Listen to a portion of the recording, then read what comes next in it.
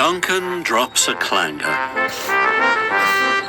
It was a busy time on the narrow gauge railway. It was the day of the country fair. The little engines puff through the forests and valleys, getting ready for the big day. Rusty was taking trucks full of flowers. Peter's Sam was taking pumpkins. And Duncan had a very special job to do. He had to collect the big bell from the clock tower to be polished. On the way, Duncan puffed along an old and bumpy track. It was his favourite part of the railway. Each day, Duncan would rattle along the tracks. He enjoyed the sound his wheels made. Duncan raced backwards and forwards, rattling and clattering over the bumps. Rheneas chuffed up. "Duncan, you're going to be late," he peeped. But Duncan didn't hear Rheneas. His wheels were clattering and rattling too loudly.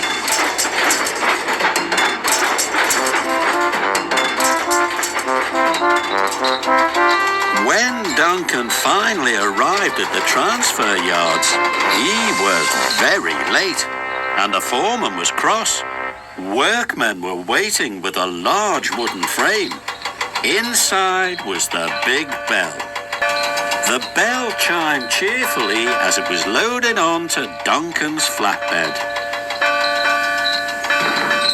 "What a wonderful sound," peeped Duncan. "Remember," said the foreman sternly, "the bell is very heavy. The track to the polishers is old and in need of some repair. You must go slowly and carefully." But Duncan wasn't listening to the foreman. He was enjoying the chiming of the bell. Duncan chuffed along the track to the polishers. As he puffed through the mountains, his wheels started to clatter, and the bell started to chime. Duncan went faster. The bell chimed louder. With every bump and bend, it rattled and rang, it tinkled and clanged. Duncan liked the sound of this even more than the sound of his wheels. He was having a wonderful time.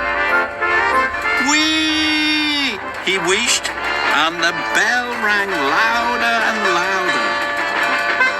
"Slow down," called Rusty. But Duncan didn't hear.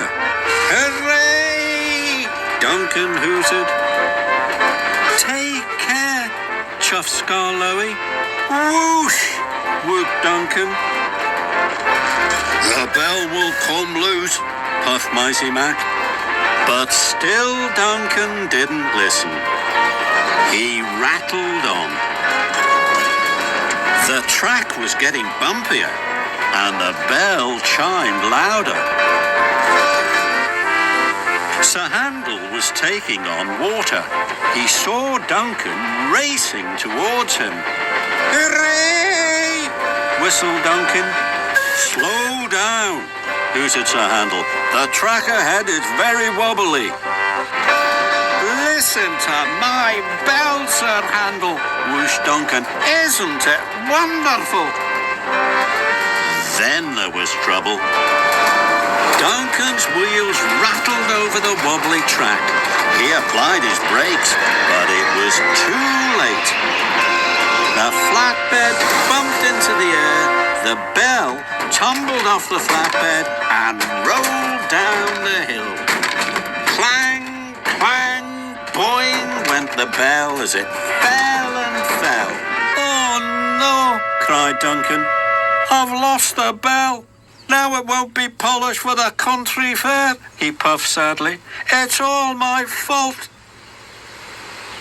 Everywhere was still and quiet.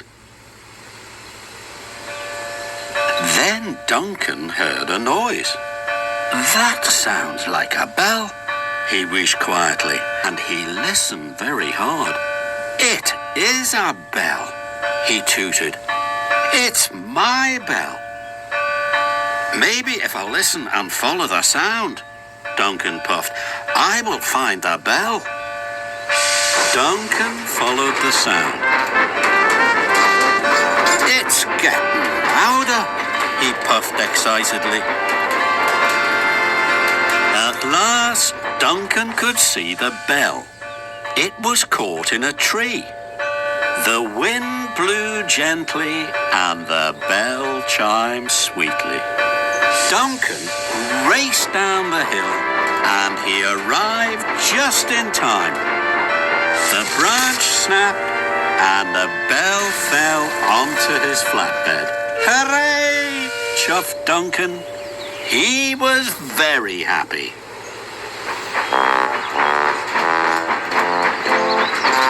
Duncan puffed to the polishers. This time, he puffed slowly and carefully, just as he had been told. Soon, the bell was polished, and Duncan chuffed slowly and carefully all the way back to the transfer yards. Duncan delivered the shiny bell just in time. And when the clock chimed for the opening of the country fair, Duncan thought it was the best sound he had ever heard.